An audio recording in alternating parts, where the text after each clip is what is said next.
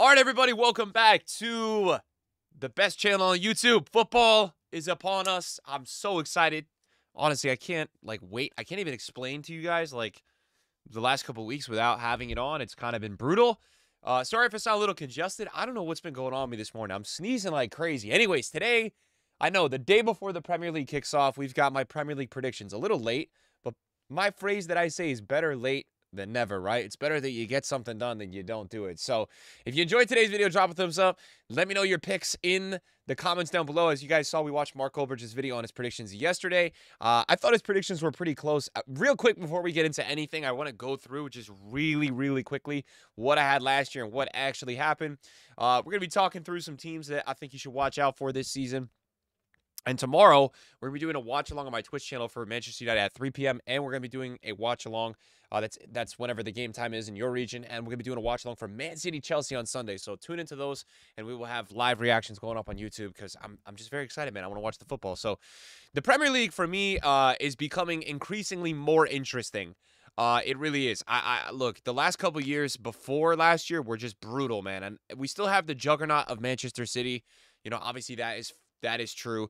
These are my predictions last year. These are my official predictions. I had Manchester City first, Arsenal second, Liverpool third. So if we look at that, boys, you got to give me some, you got to give me some props. But we did really well with that. Where it really fell apart was like 4-9, right? Obviously, last year, Villa really did well. I had them in 6, and people in the beginning of the season were calling me crazy, but I had them in 6. I thought, Emery and some of the signings they made, they were going to be pretty good. Newcastle didn't do as well as I thought. I had Manchester United. It was way too high. Obviously, Manchester United had their worst Premier League season overall in just a super long time, maybe ever.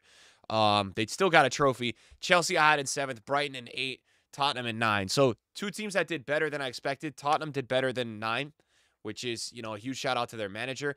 For a while, Tottenham was the surprise team because Tottenham was in 1st last year. Tottenham was in 1st. And look, I know people do promotion relegation. I'm just going to focus on really kind of the top 8 to top 10. That's what I'm interested in. I don't think the idea of promotion relegation, I think it's a good idea. I wish the MLS had it. I just don't think it's as relevant anymore because we don't see a lot of teams that get promoted in the last couple of years really do much. There's exceptions, obviously, and, guys, there's certain teams we know we could talk about that, even went on to win the league, but it just, right now with the juggernauts at the top, it's not going to be possible, in my opinion, for any of the 3 teams that got promoted this year to do much. So, yeah, the way that it finished last year, we had City, Arsenal, Liverpool, so we knocked it out the park.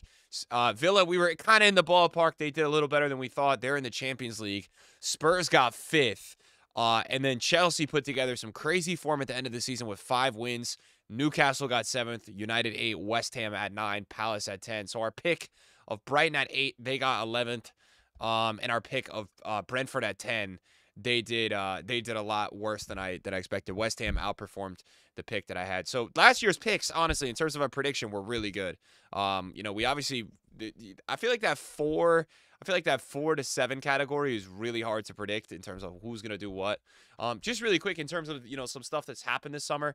Arsenal have picked up California, I call him because I don't even know how to say his name. But, yeah, we already have interviews of Arteta basically saying that he's more than a footballer and that he just moves him. He thinks he has real aura. So people on Twitter kind of saying, is that sus?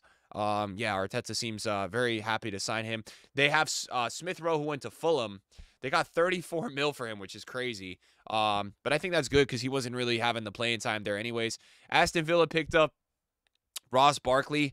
They picked up a player from Juventus that I think you guys will have to watch out for. His name is Samuel Illing Jr. I've seen him play before. He's cold. They get Matson as well, which is a crazy one. So they've picked up some players. They needed to sign players. They got a lot of money last season. They picked up Onana as well for Everton, right? From Everton. So they made some pretty good signings. I like who they picked up. I think they've added a lot of depth. Villa, look, a lot of people are putting Villa. I've seen Goldbridge put Villa pretty low because they think the league is going to be too much. With the Champions League, we saw Newcastle with Champions League, obviously, still managed to get, 7th? And I think it's tough in that first season, getting used to it. But what I will say is this. They have a special manager in Emery, so I'm not ready to write them off yet. In terms of who they went out with, Diaby went to Saudi, Douglas Luiz went to Juve. And that's really everything major there. In terms of other teams, Chelsea have have brought in Dewsbury Hall. They've brought in a Barcelona player, Pedro Neto. They have Willian coming in from Palmeiras. Jorgensen from Villarreal. A lot of players, again, coming in, going out. Not too many players. Obviously, Madsen wasn't even there last season. He was at Dortmund. Thiago Silva's out, right? So they lost a couple players. Crystal Palace sold Olise to Bayern. So I just think Crystal Palace, they're going to be super reliant on Eze yet again. So as much as Palace is always a mid-table team, I'll probably still put them there. I don't think they move up this season at all, anywhere from there. In terms of other teams, to kind of talk about real quick, Liverpool in, not really anyone too crazy. In terms of out, nothing nuts. Liverpool pretty much have the same team. They sold Carvalho to Brentford, but they pretty much have the same team, just a different manager. Man City got Savio, who's really, really a hyped-up player. Alvarez goes out, so they lose a little bit of depth up top. But, if Haaland's healthy, they will be just fine, and they will be able to figure it out up there as well. They have a lot of players that can flex. Euro is in for United, but he's already been injured. De Ligt and Mazraoui, who both come from Bayern. I love it. I love it. I think United is going to do really well this season. I have a good feeling about it, man. I think last year they were so injury heavy. I have a really good feeling about United this season. I don't know. So Newcastle, overall, guys, in my opinion, my prediction situation, and I have something here to kind of go through and talk about this. I don't think it's going to be that different. So I'm going to have Man City in first. I don't think anyone is going to be able to duel them through the whole season. I even thought last season, in terms of how it finished, Man City drew 7 and lost 3. I mean, they still had such a great season, but I just think no one's going to be able to. The only team I think that can challenge Man City is Arsenal. The only team. And I thought Arsenal played so well last season. So Arsenal is going to have to, we expect this standard of the way that Man City play. They've shown it for so many years now that the Premier League is their stomping ground. We're going to have to see Arsenal basically play the same level, if not a little better, because I think Man City are going to get more than 91 points this season. That's my thought. I think they're going to get 95 to 97 points. I think they will be even better. I think Haaland this year, I have been predicting the Euros, the Copa America, all this stuff so well. Even the Prem last year, I thought I did pretty well, at least with the top 3 being the exact same. I need to start putting bets on my picks because I feel like Haaland's going to have monster season, 30-plus goals. Realistically, I think Kevin De Bruyne has had a lot of critics in the last year or two. I think he's going to be out to prove something. So I like that a lot. Okay, now, where do we go next? This is where 3, 4... Oh, my God. This is just where it gets tough. So, listen, there's 3 teams. There's a group of 4 teams that is my next 4. And I'm going to tell you guys the next 4 that they are. It's Chelsea, Liverpool, United, and Villa. That's my next tier of who I think is going to be in the next 4. And I don't really know the order of it. And I'm going to explain to you guys why. So, Chelsea, Pochettino is to the U.S. I don't know how it all works if he's instantly gone, but he's to the U.S. national team. Chelsea ended the season last season really well. And Chelsea have just an incredible, insane... I always have flies, bro. I don't know why. There's always flies. They have an insane team. Insane team. If they can figure it out, Jackson in the second season, Palmer can continue it going. I really like this team. I do. Now, Reece James already injured, right? He's been injured so much recently. But I have a feeling Chelsea are going to do well. They ended the season so strong. I mean, last season was a mess for Chelsea. And the fact that they got all those wins at the end, they finished 6th. I don't know. I think Chelsea, for me, it's a team this season I don't really want to sleep on.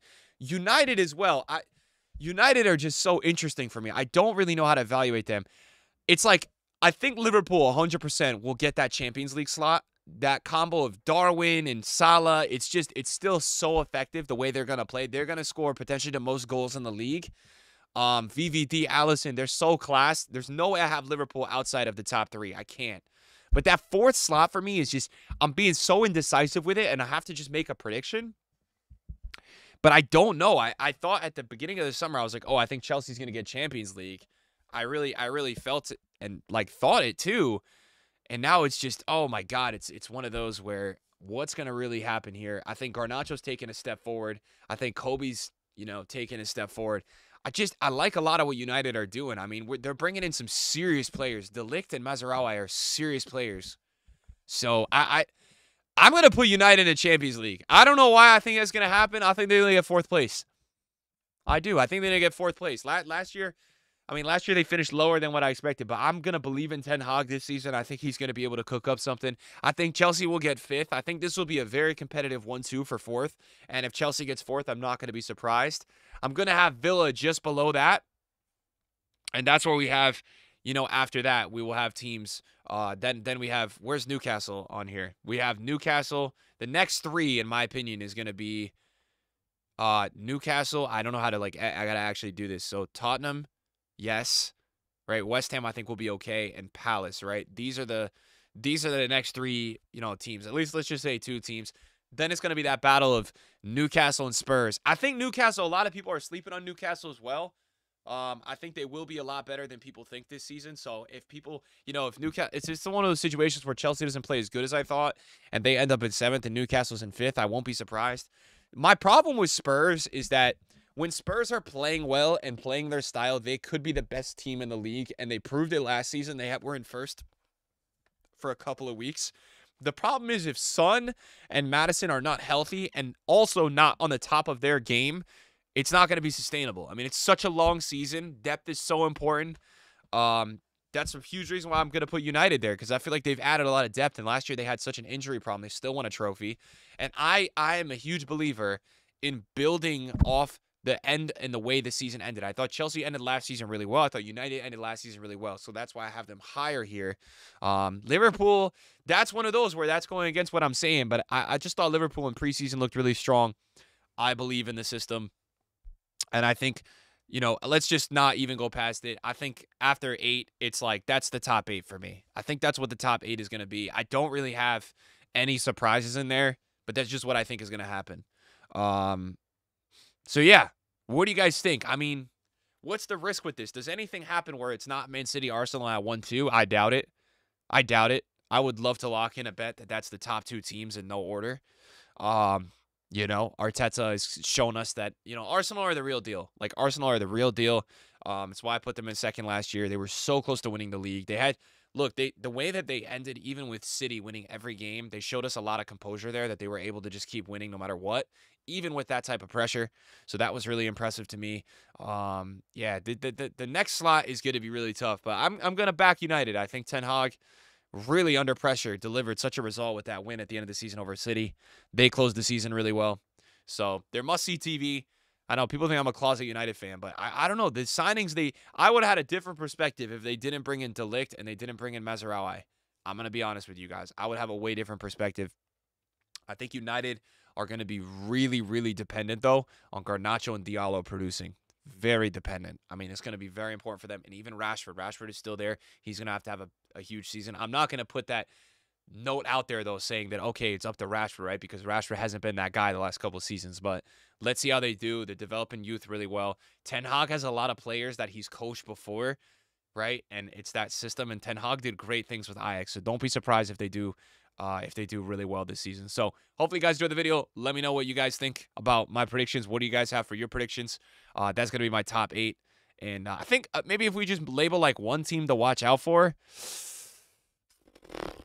Nah, I don't have one. All right, guys. See you later. Peace.